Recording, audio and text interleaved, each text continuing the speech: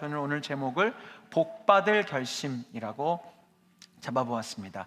이번 여름 우리 담임 목사님과 함께 새로운 결심이라는 이름으로 이제 시리즈 설교를 풀어가고 있는데, 저도 같은 맥락에서 우리가 하나님의 주시는 그 귀한 복을 받을 결단을 선포하고자 합니다.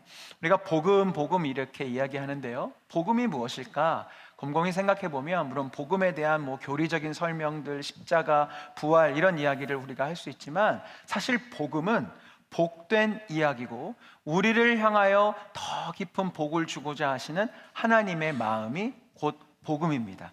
몇 주 전에 복음의 전함이라는 이름의 단체와 함께 이렇게 회의를 진행한 적이 있습니다.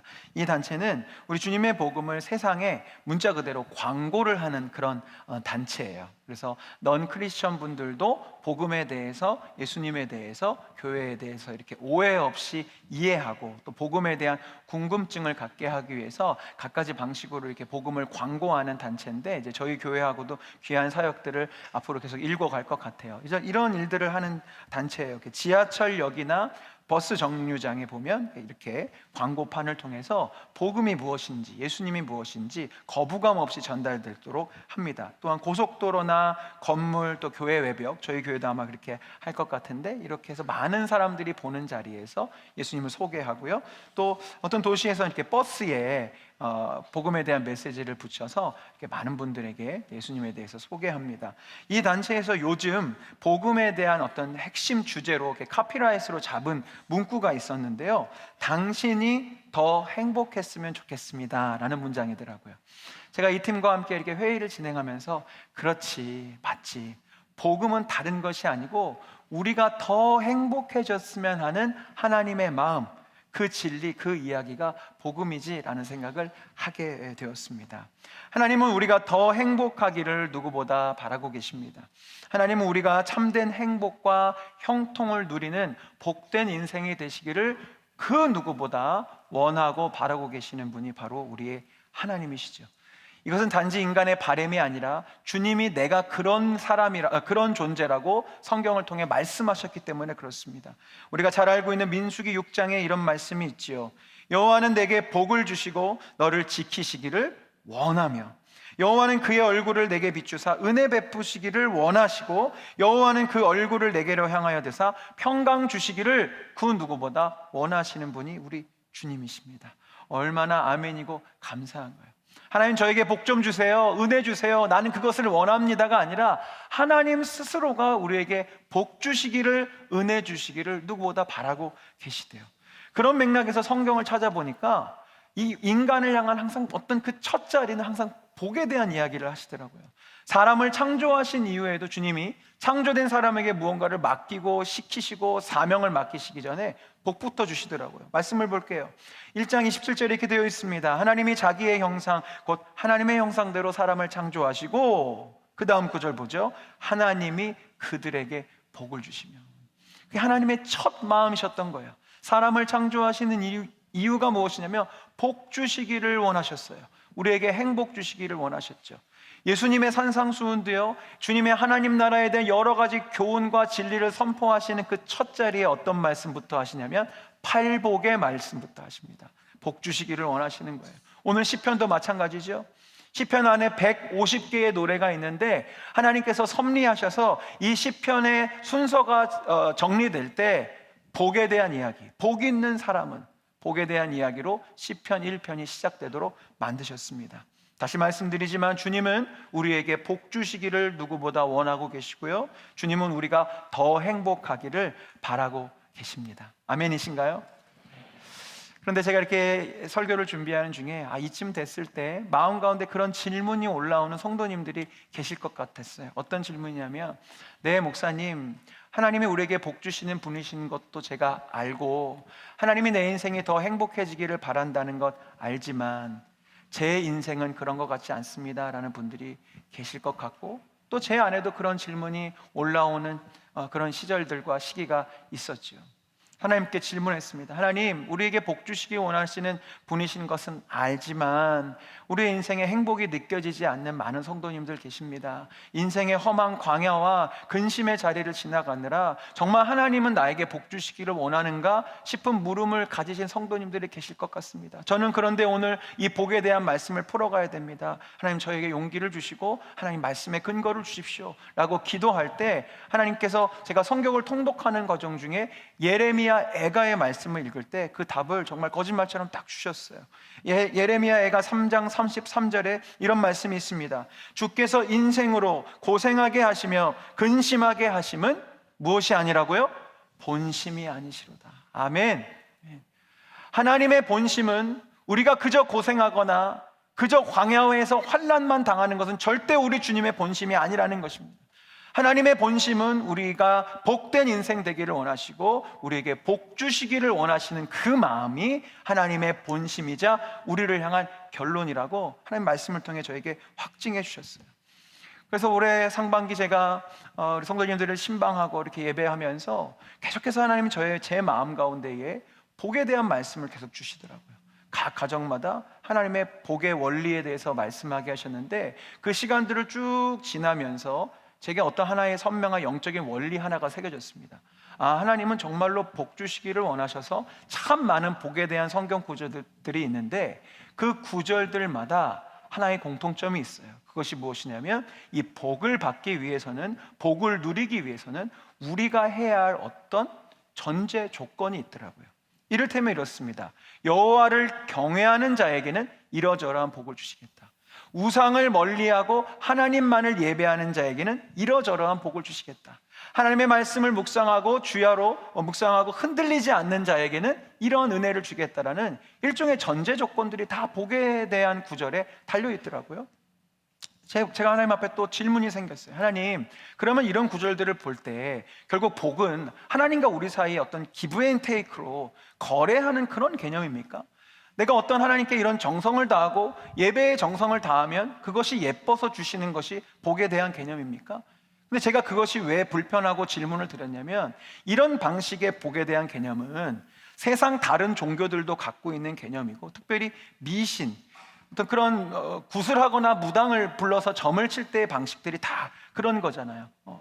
인간이 어떤 정성을 다해서, 노력을 다해서 신의 무언가를 얻어내고자 하는 그런 모습처럼 자칫 이 구절들이 비춰졌기 때문에 질문을 드렸어요. 그렇게 기도하고 고민하던 중에 주님께서 왜 이렇게 말씀하셨는지에 대한 답을 깨닫게 되었습니다. 주님은 지금 이러한 복에 대한 구절들, 오늘도 살펴보겠지만, 복에 대한 말씀을 하실 때 우리가 해야 될 어떠한 삶의 자세나 신앙의 태도에 대해서 말씀하신 이유는 다른 종교나 다른 어떤 미신처럼 신과 우리 사이의 어떤 것을 거래하기 위해서 말씀하신 것이 아니라, 주님은 너무나 우리에게 복을 주시기를 원하시는데 그 복을 받을 만한 준비가 아직 우리가 안 되어 있기 때문에 그 말씀을 하신 것이고, 복을 담아낼 그릇을 준비하라는 개념으로 그 말씀들을 하고 계신 거더라고요. 비유하자면 이렇습니다. 몇 주 전에 저희 교회에서는 이열치열 기도회와 부흥회가 진행됐어요. 오후 2시부터 쭉 진행이 됐기 때문에 교회 로비에는 이제 기도회와 부흥회 사이에 우리 성도님들이 이렇게 드실 수 있도록 간식도 준비되고 무료 커피, 음료가 이렇게 준비되어 있었습니다. 비유지만 우리에게 복은 이미 준비되어 있었던 거예요. 무료로. 그런데 담임 목사님께서 이런 말씀을 하셨어요. 우리 교회는 에코 캠페인을 하는 교회이기 때문에 텀블러를 가지고 오신 분들에게 저 음료를 드리겠다고 이렇게 말씀하셨죠. 그래서 저 무료 음료는 텀블러를 가지고 오신 분들만 드실 수 있었어요. 근데 이것은 거래였나요? 당신이 텀블러를 가져왔으니 기특하니까 음료수를 줄게요? 아니죠. 이미 음료수는, 커피는 준비되어 있었고 다 마련이 되어 있었습니다. 그릇이 준비된 사람은 그 복을 누릴 수 있었던 거예요. 텀블러가 있는 사람은 저기에 있었던 모든 무료 음료의 축복을 누릴 수 있었던 거예요. 마찬가지입니다. 하나님은 우리에게 이미 복 주시기를 작정하셨고 우리 인생에 예비하신 복이 있는데 그 복을 담아낼 나의 삶의 그릇과 준비가 되어져야 그 은혜를 부어줄 수 있기 때문에 그러셨던 거예요. 그럼 왜 그런 원리를 만드셨을까? 이런 비유로 또 설명드릴 수 있을 것 같아요. 저에게는 아들이 있습니다. 이제 내년이면 벌써 중학생이 돼요. 그래서 계산해 보니까 6년만 지나면 이 친구가 운전면허를 따겠더라고요. 네, 지금부터는 상상입니다. 자, 상상 속에 저는 돈이 무지무지하게 많은 아빠입니다. 할렐루야. 네. 상상만으로 너무 기분이 좋아요. 뭐든지 해줄 수 있는 아빠라고 한번 쳐보자고요. 근데 저희 아들이 이제 운전면허를 딴다는 거예요. 제 아빠 된 마음으로 우리 아들 드디어 이제 어른이 돼서 면허를 땄구나 해서 가장 최고급 성능을 낼 수 있는 슈퍼카를 사주고 싶은 마음이 제 속에 들었고, 그걸 사줄 만한 능력도 저에게 있습니다. 그래서 이제 이 친구가 딱 면허를 따온 거예요. 그럼 제가 이제 곧바로 슈퍼카를 사줄까요? 안 사줄까요? 안 사줍니다. 왜요? 미워해서요? 아니요. 전 너무나 사랑합니다. 사줄 수 있는 능력도 있고 마음도 있습니다. 그러나 이제 갓 면허를 딴 친구에게 고성능의 슈퍼카는 오히려 위험할 수 있기 때문에 당장은 사줄 수가 없습니다. 이 친구가 운전의 경험이 쌓여가고 운전의 법규와 신호등과 이런 것들을 경외하는 것이 제 삶의 증명이 되어야 이제 정말 최고급의 자동차를 주어도 사고가 나지 않겠구나, 네가 이 차를 몰 만한 그릇이 되었구나 싶을 때 제가 그 차를 사주겠죠. 우리 주님도 마찬가지신 거예요. 복 주시기를 원하고 이미 예비된 축복들이 있지만 왜 우리에게 이러저러한 영적인 원리를 요구하시고 이런 삶의 자세가 훈련되도록 맡기시는가? 우리가 그 삶의 태도와 자세를 갖추지 아니하면 자칫 복으로 주신 건강과 재정과 여러 가지 축복이 역으로 그 사람에게 화가 될 수도 있기 때문에 주님은 우리의 그릇이 준비되기를 바라고 계시는 것이죠. 제가 이 시편 1편을 풀어가기 전에 장황하게 이 복의 원리에 대해서 말씀을 드리는 이유가 바로 여기에 있습니다. 오늘 제가 나눌 이 시편 1편에 있는 복을 받을 만한 결심과 복을 받을 그릇을 준비하는 영적인 원리들은 우리 인생 가운데 선택할 수 있는 주제가 아니에요. 텀블러 없으면 가서 손으로 받죠. 슈퍼카 안 타도 돼요. 이런 개념이 아니라는 거예요. 우리에게 이미 주님께서 마련해 주신 놀라운 축복이 있는데 이 영적 원리를 깨닫지 못하고 이 영적인 원리를 앞에 순종하지 못해서 이미 내 것인 복을 받지 못한다면 얼마나 그것이 억울한 일이 되겠습니까? 그래서 오늘 저는 성도님들과 함께 이 시편 1편에 있는 복 받을 수 있는 조건들, 복 받을 그릇에 대한 이야기를 나누고자 합니다. 첫 번째 복 받을 결심은 무엇이냐? 이 세대를 본받지 않는 것입니다. 시편 1편 1절을 우리 성도님들 다시 한번 읽어주셨으면 좋겠습니다. 시작.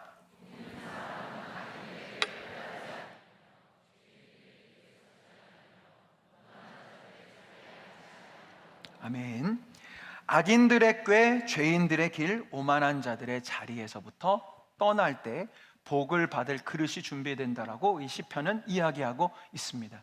이 말씀은 우리가 잘 알고 있는 로마서 12장 2절의 말씀과 연결이 되는데요, 제가 세 번역으로 읽어드리겠습니다. 여러분은 이 시대의 풍조를 본받지 말고 마음을 새롭게 함으로 변화를 받아서 하나님의 선하시고 기뻐하시고 완전한 뜻이 무엇인지를 분별하도록 하십시오라고 말씀하고 있어요. 같은 맥락의 말씀이죠. 여기서 이야기하고 있는 시대의 풍조는 무엇이냐? 이 시대 가운데 흐르고 있는 전반적인 흐름과 유행과 트렌드를 의미합니다. 특별히 사도 바울은 디모데후서 3장에서 이 마지막 때에 우리가 살아가고 있는 이 시대에 어떠한 흐름이 있을 것인지에 대해서 명확하게 이야기해 주고 있어요.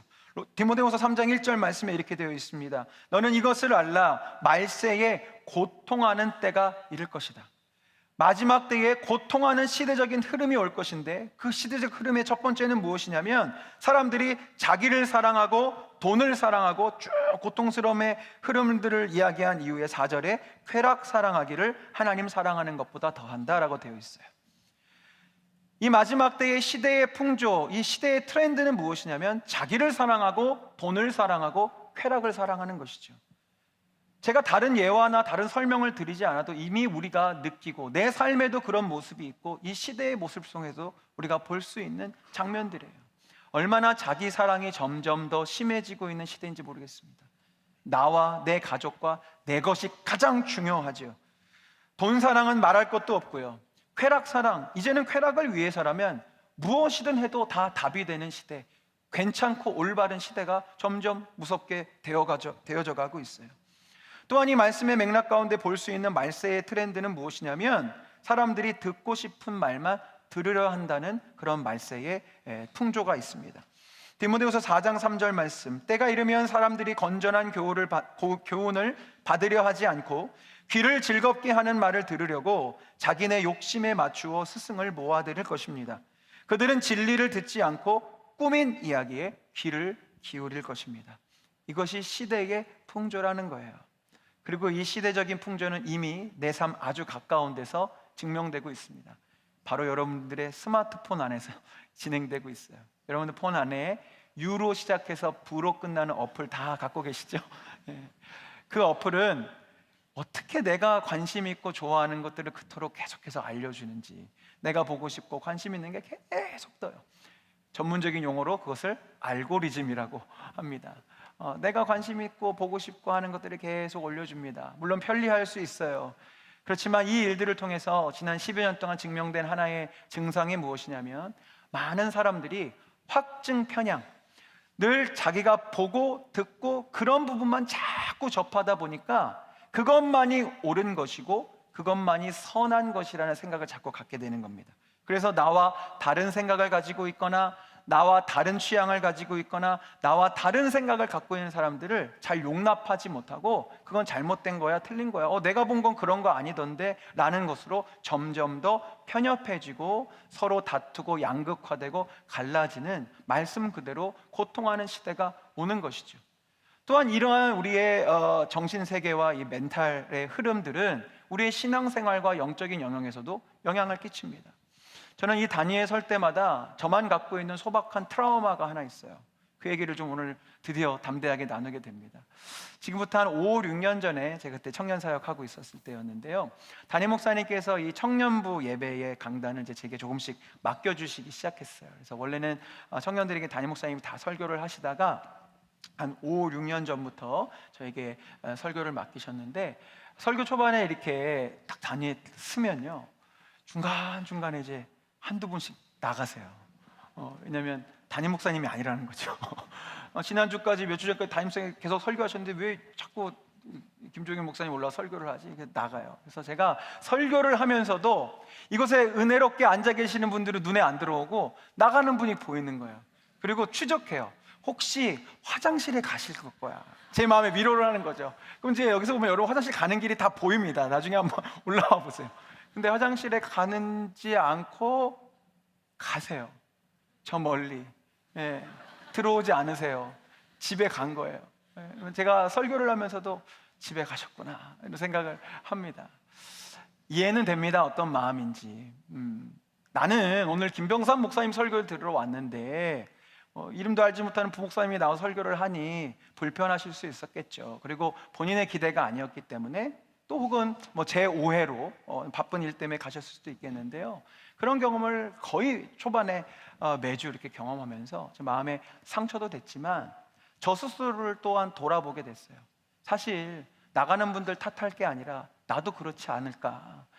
내가 듣고 싶은 설교가 있고, 내가 좋아하는 목사님이 있고, 내가 듣기 싫은 설교가 있고, 또 난 별로 좋아하지 않는 목사님도 있고, 이미 내 속에 내가 듣고 싶고 내가 좋아하고 내가 보고 싶은 것만 보고자 하는 신앙의 영역에서도 그런 시대적인 흐름 가운데 나와 우리의 모습이 있다는 것을 이렇게 깨닫게 돼요. 제가 이 예화를 이렇게 미리 적어놓고 지난 몇 주 동안 고민했습니다. 혹시 제가 이 얘기를 이제 해야 되는데 그 전에 나가는 분이 계시면 제가 이걸 하기가 좀 껄끄럽잖아요. 근데 감사하게도 아무도 아직 안 나가셨어요. 근데 지금부터는 나가고 싶으셔도 못 나가십니다. 이 맥락에서 나가시면 이제 이상해지잖아요. 끝까지 견뎌주셨으면 좋겠어요. 제가 이렇게 우습게 이야기했지만 시대적인 흐름은 알게 모르게 내 인생 가운데 흐르고 있습니다. 그런데 성경은 명확하게 그것 때문에 이 시대는 고통스러워질 것이라고 이야기하고 있고, 하나님을 알지 못하는 방향으로 나가고 있기 때문에 우리가 하나님의 복을 누리는 복 있는 사람이 되기 위해서는 악인의 꾀와 오만한 자들의 자리를 벗어나는 반대 정신이 필요한 것이죠. 그래서 세상은 끝도 없이 자기 사랑을 위해 나가지만 예수님의 사람들은 이웃을 사랑하고 힘들지만 나아가 원수까지도 사랑하는 그런 자리에까지 우리가 달려갈 때 하나님의 복이 넘치도록 임하게 되는 거예요. 돈을 사랑하는 자리로 가는 것이 아니라 돈을 나누는 자리로 달려가는 것이죠. 아까도 말씀드렸지만 돈을 나누려고 하는 삶의 태도를 가진 그 그릇이 준비된 자에게는 하나님이 넘치도록 재정을 부어주실 것 같아요. 왜요?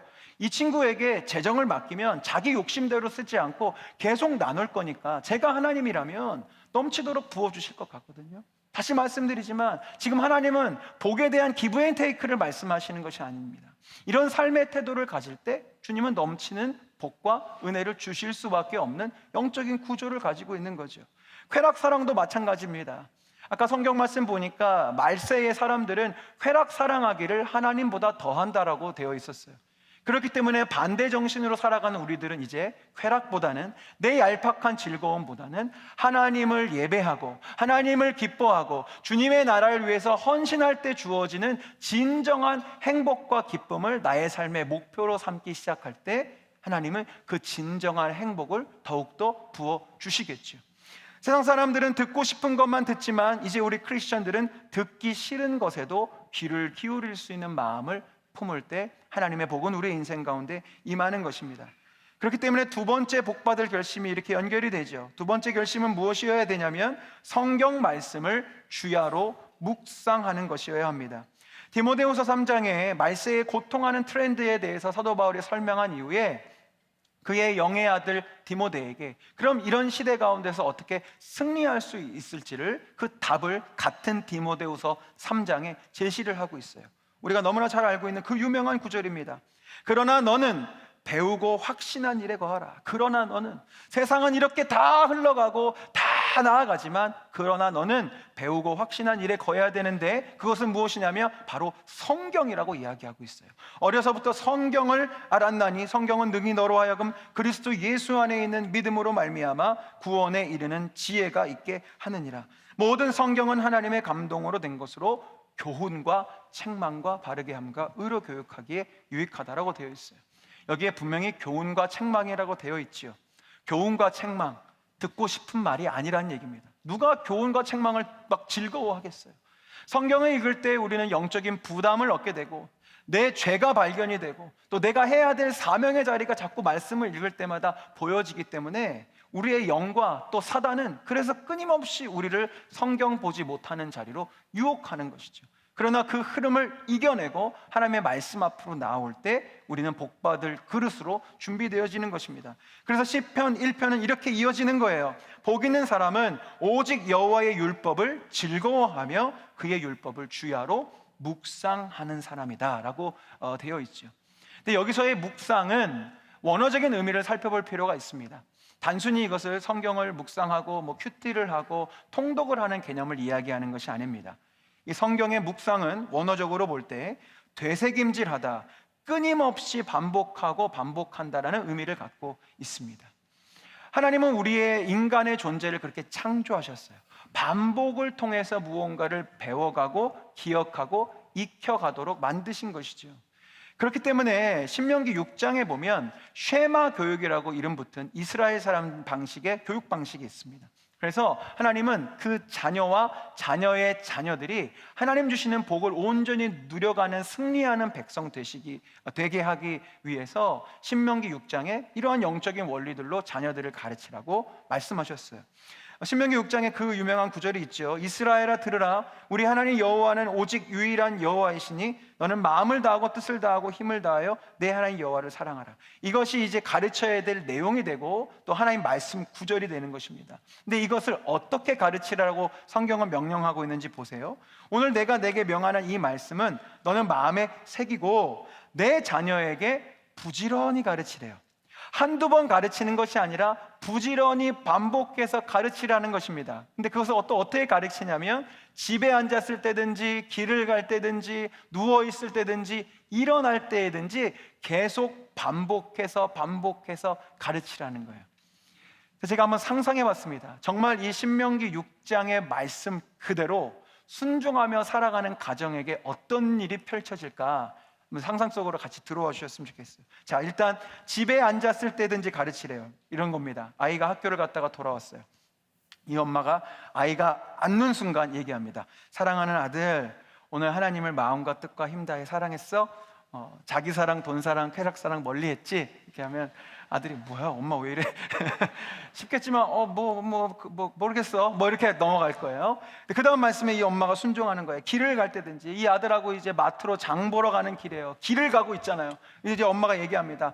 아들, 우리 마트 가서도 하나님을 마음과 뜻과 힘과 정성 다해 사랑해 보자. 우리 하나님이 기뻐하시는 쇼핑을 한번 해보는 거야. 그럼 두 번째로 아들이 뭐야? 하겠지만 뭔가 이제 느껴지기 시작할 거예요. 그러면서 이제 하나님을 염두하면서 하나님의 기쁨이 될 수 있도록 쇼핑을 하겠죠. 그리고 하루를 이렇게 보내고 누워 있을 때든지 하라고 하셨으니까 이제 엄마가 합니다. 아들을 이렇게 눕히면서, 사랑하는 아들, 오늘 하나님을 마음과 뜻과 힘을 다해 사랑한 것 같아?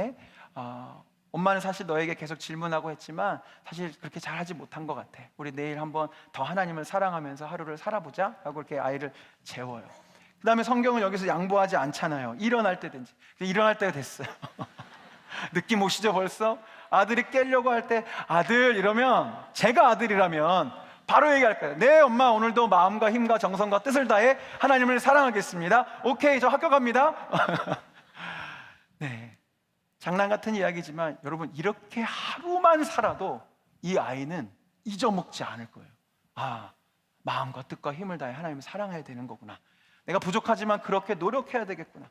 하나님의 이 말씀 가르침의 원리를 보십시오. 딴 거 없습니다. 반복하라는 거예요. 반복하고 반복하고 반복하고. 근데 우리 주님은 이것으로도 부족하다고 느끼셨나 봐요. 신명기 6장은 이렇게 끝나지 않고요, 이렇게 이어져요. 너는 또 그것을 내 손목에 매어 기호를 삼고 내 미간에 붙여 표를 삼고 또 내 집 문설주와 바깥문에 기록해라. 집에 있을 때나 길을 갈 때나 일어날 때나 뭐 그럴 때 가르치는 것만으로 부족하다. 너 집에 가장 잘 보이는 자리마다 하나님 사랑, 하나님 사랑, 하나님 사랑 붙여두라고 명령하신 거예요. 그게 정말 효과가 있을까 싶으세요? 저는 그 현장을 보고 왔습니다. 제가 올해 상반기에 이제 온유동산 사역을 새로 맡게 되면서 우리 많은 성도님들의 가정을 신방했는데요, 한 리더님의 가정에 갔는데 제가 이 장면을 보게 된 거예요. 사진 한번 보여주시겠어요? 집에 갔더니 와우, 붙어 있었어요. 하나님이 지금 여기 계시다. 곳곳, 집안 곳곳에 붙어 있고, 다음 사진이요, 우리 집사님 집안일 하시는 이 부엌에도 붙어 있었어요. 제가 너무 놀랍기도 하고 목사로서 너무 그 모습이 예쁘고 아름다워 보여서, 아니 집사님 어떻게 이렇게 하시게 됐느냐 그랬더니, 이제 아이들을 양육할 때마다 자꾸 불쑥불쑥 자신의 감정과 혈기가 올라올 때가 많아서, 하나님이 지금 여기 함께 계시지, 하나님 지금 지켜보고 계시지, 하나님의 마음으로 우리 아이들을 돌봐야지라는 마음을 품으시려고 일부러 그렇게 붙여두셨다는 거예요. 그러니까 이게 보일 때마다 자기의 감정을 내려놓고 하나님을 생각하게 되는 거죠. 그리고 본인뿐만 아니라 남편도 자녀들도 계속해서 그 문구들을 보면서, 하나님이 지금 우리 가정과 함께하고 계셔, 하나님이 우리를 지켜보고 계신다는 것을 기억하시면서 사신다는 이야기를 전해주셨어요. 맞습니다, 여러분. 이런 소박한 장치와 반복과 방법들을 통해서 우리가 하나님의 말씀을 묵상하고 하나님이 무엇을 기뻐하실지 슬퍼하실지를 반복해서 고민하는 사람은 이 세상의 풍조를 따르지 않는 반대 정신을 가진 사람이 될 수밖에 없고, 그러니 아까 말씀드린 대로 하나님의 복을 받을 만한 준비를 할 수 있게 되는 것이지요. 마지막 세 번째, 이 시편 1편에서 발견할 수 있는 복받을 결심은 무엇이냐면, 예수님께 온전히 뿌리 내리는 삶을 말씀하고 있습니다. 시편 1편 3절과 4절을 제가 다시 한번 읽어보겠습니다.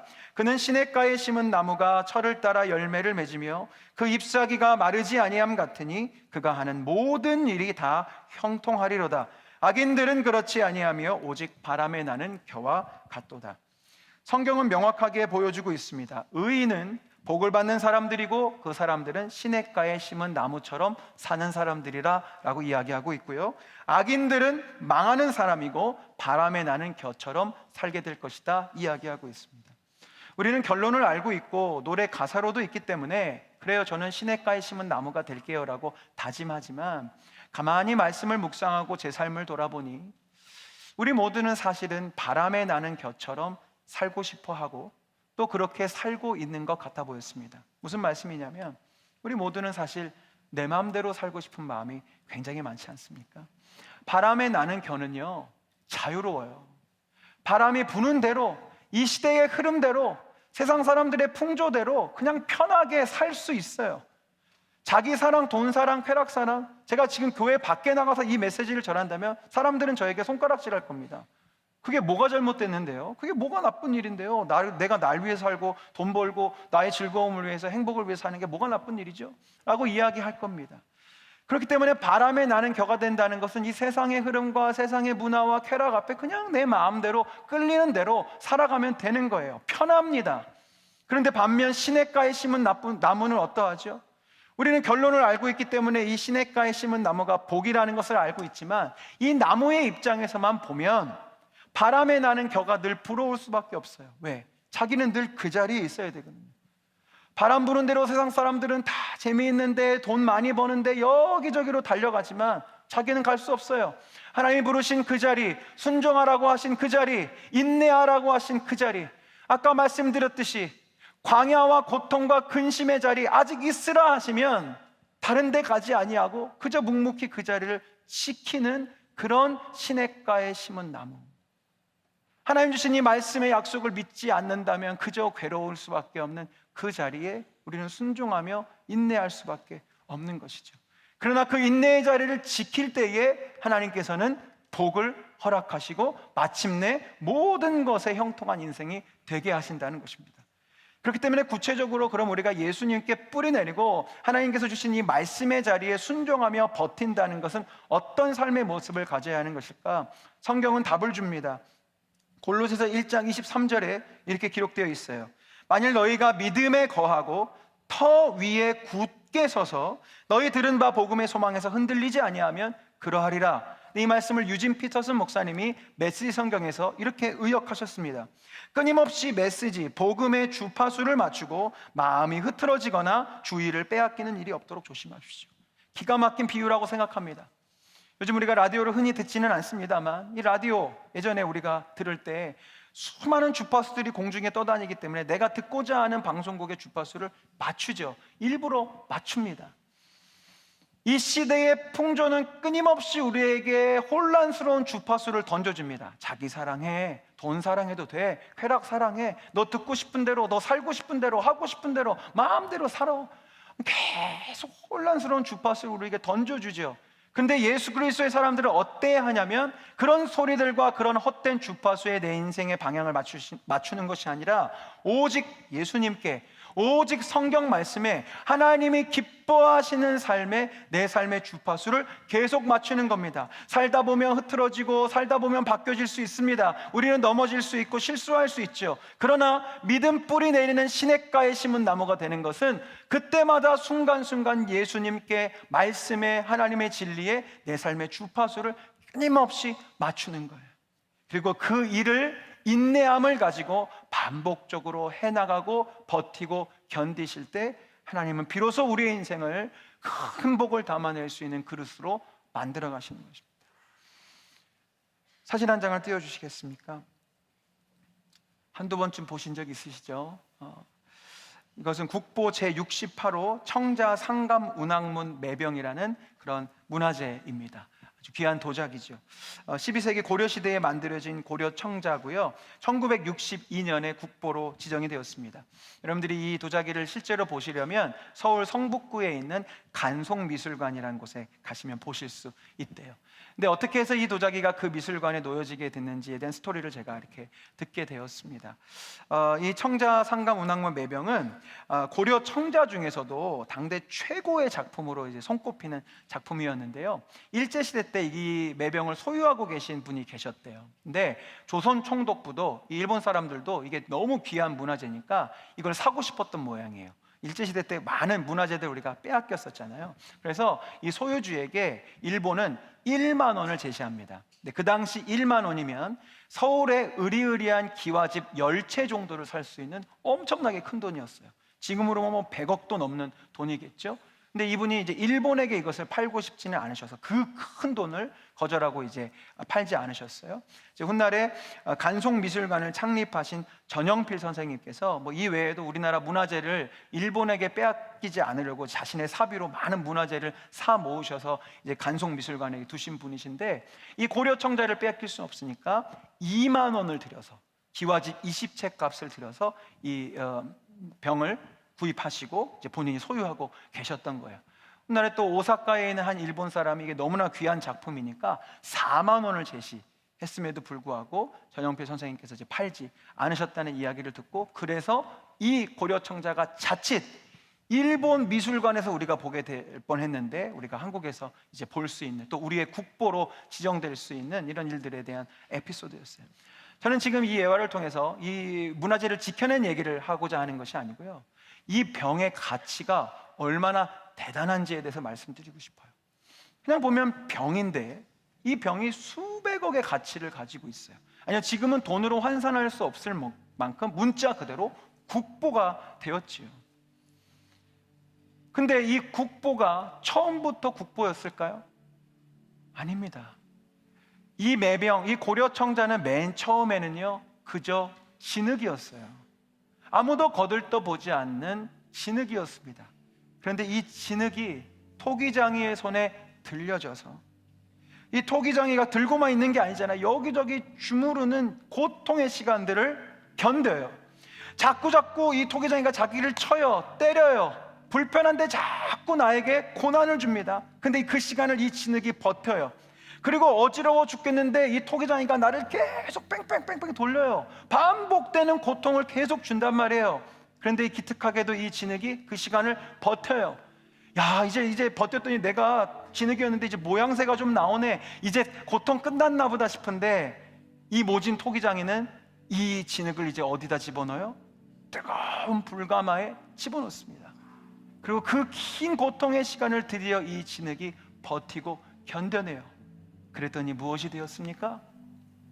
수백억의 가치를 지닌, 문자 그대로 그것 자체로 국보이고 복덩어리인 복을 받을 그릇이 되어진 것입니다. 사랑하는 여러분, 우리의 인생도 마찬가지입니다. 진흙과 같은 우리를 부르사 하나님이 우리를 복된 인생 되시려고 빚어가고 계시는 중이에요. 근데 이 세상은, 사단은 우리에게 유혹하죠. 야, 너 뭐 그렇게 불편하게 사냐? 너 왜 이렇게 고통스럽게 사냐? 다른 사람들처럼 좀 편하게 살아라. 하나님 말씀대로 사는 거 불편하지 않니? 그대로 살면 불이익 당하지 않니? 너 편한 대로 살아. 여러분, 만약에 이 진흙이, 상상이지만 편한 대로 살겠다 그러면 어떻게 하면 됩니까? 자꾸 쳐요. 도망치면 돼요. 자꾸 주물러요. 귀찮아요. 도망치면 돼요. 불가마가 막 보여요. 도망치면 되죠. 그런데 그렇게 도망쳐서 내 마음대로 나 편하자고 살면 이 흙은 그저 흙으로 끝날 수밖에 없습니다.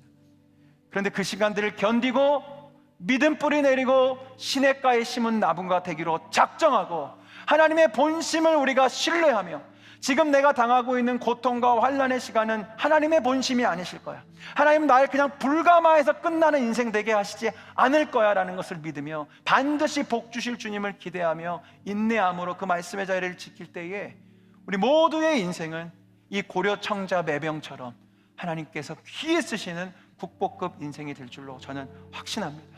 그래서 오늘 저는 이 시편 1편을 중심으로 우리가 복받을 수 있는 결심 3가지를 말씀드렸어요. 다시 정리해 드립니다. 세상의 솔깃한 바람 같은 흐름에서 돌아서는 결심을 하십시오. 때론 성경의 교훈과 책막이 부담되고 지루하고 듣기 싫다 할지라도 반복해서 그 말씀을 묵상하는 결심을 품으십시오. 오직 예수님께 주파수를 맞추고 나를 빚어가시는 그 선하신 토기장이의 손 아래에서 고통과 연단과 시련의 풀무불을 인내하겠다는 결심을 품으십시오. 그 결심을 품을 때에 우리는 복받을 그릇이 될 것입니다. 그리고 우리 주님은 지체함 없이 우리 인생 가운데 예비된 하나님의 축복을 부어주실 것입니다. 부족한 자의 이 길고 지루한 설교를 끝까지 나가지 않고 들어주셔서 정말 감사합니다. 제가 이 말씀을 미리 준비하면서 정말 우리 성도님들의 삶이 예수님 안에서 더 행복했으면 하는 마음으로 준비한 말씀이에요. 제가 오랜 시간 청년 사역하다가 아주 올해부터 교구 사역을 맡으면서 각 가정을 이렇게 방문하는데 정말 하나님의 행복이 필요한 가정들이 너무 많으시더라고요. 사랑하는 여러분, 저에게도 이런 마음이 있는데 우리 주님의 마음은 오죽하시겠습니까? 우리 주님은 그 누구보다 여러분이 행복하기를 바라시는 주님이십니다. 그 주님께서 주실 진정한 행복, 그 복을 다 담으실 수 있는 믿음의 사람들이 되시기를 축복합니다. 우리 그렇게 결심하며 결단하며 하나님의 축복 노래하겠습니다. 화려하지 않아도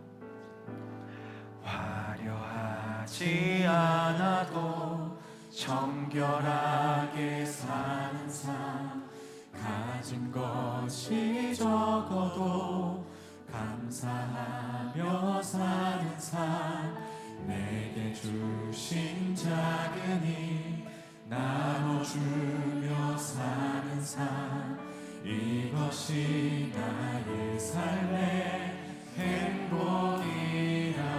눈물 날 일 많지만 기도할 수 있는 것, 일 많지만 기도할 수 있는 것, 억울한 일 많으나 주를 위해 참는 것, 비록 짧은 작은 삶 주 뜻대로 사는 것, 이것이 나의 삶의 행복이라오. 주님이 우리에게 복 주십니다. 이것이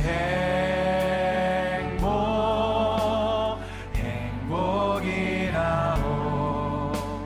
세상은 알 수 없는 하나님 선물, 이것이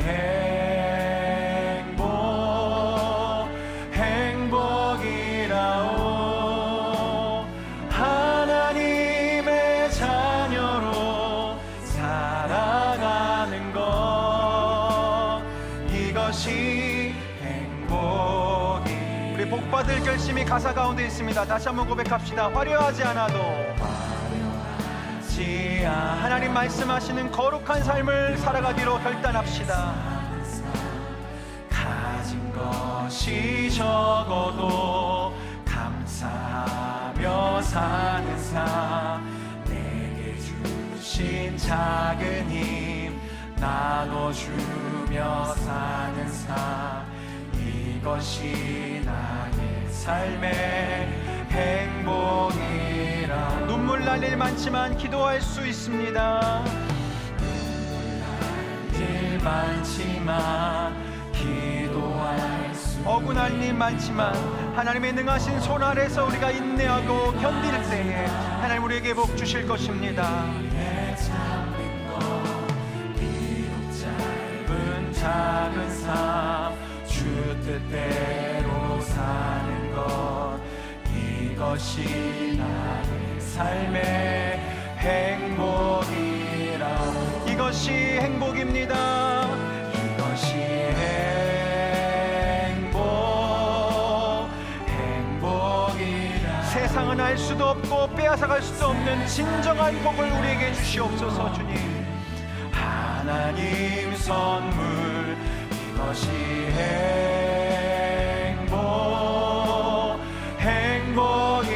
행복이라오. 하나님의 자녀로 살아가는 것, 이것이 이 놀라운 축복이 나의 삶에 임할 것을 기대하며 다시 한번 고백합시다. 이것이 행복. 이것이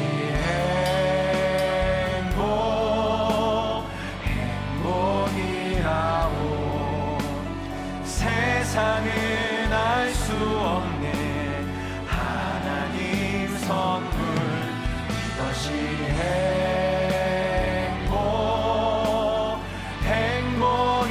행복이라오. 하나님의 자녀로 살아가는 것, 이것이 행복이라오. 기도하겠습니다. 하나님, 세상은 알 수도 없고 세상은 빼앗아갈 수 없는 진정한 행복을 우리에게 주시기를 주님은 그 누구보다 소망하고 꿈꾸고 계십니다. 그런데 주님, 우리가 그 복을 받을 준비가 아직 되어 있지 않아서 예비하신 그 축복을 누리지 못하며 살아갈 때가 많습니다. 아버지, 오늘 시편 1편을 통해 다시 한번 우리에게 복 받을 수 있는 그 하나님의 마음을, 하나님의 그 놀라우신 진리를 깨달아 알게 하여 주셨습니다. 주여, 우리가 이제 그 마음 앞에 결심합니다. 복받을 그릇이 되기로 결단합니다. 아버지, 우리에게 예비하신 그 모든 축복을 지체 없이 내려주실 줄로 믿습니다. 하나님, 주님 재정의 축복이 필요한 자에게 부어주시옵소서. 건강의 회복이 필요한 자에게 부어주시옵소서. 관계의 회복이 필요한 자에게 부어주시옵소서. 이제 우리가 준비하며 결단합니다. 하나님께서 부르신 그 자리 앞에, 말씀 앞에 순종하기로 결단합니다. 그렇게 믿음으로 나아간 우리에게 하나님, 이제 하나님의 그 축복을 부어주셔서 주께 영광 돌리며 많은 사람들에게 하나님의 살아계심을 증거할 수 있는 인생 되게 하여 주시옵소서. 오늘도 그 믿음을 품고 돈을 사랑하지 아니하고 하나님 앞에 거룩한 예물을 올려드리는 귀한 손길들이 있습니다. 오늘 우리에게 허락하신 약속의 말씀을 기억하여 주셔서 드리는 손길 위에 복 내려주시고 더욱더 풍성히 하나님의 나라를 위해 살아가는 인생 될 수 있도록 복의 복을 더하여 주시옵소서. 지금은 우리 머리 되어주시고 복의 근원이 되어주시는 예수 그리스도의 크신 은혜와 하늘아버지의 극진하신 사랑하심과 보혜사 성령님의 감화 감동 역사 충만하심이 이제 복받을 그릇을 준비하며 복받을 결심으로 하나님의 말씀 앞에 서며 이 시대의 풍조를 따르지 아니하고 오직 주님 안에 믿음 뿌리 내리기로 결단하고 다짐하는 하나님의 거룩한 백성들의 삶과 가정과 일터 위에, 우리 공동체 위에, 이 교회 위에 영원토록 함께 하시기를 간절히 축원하옵나이다.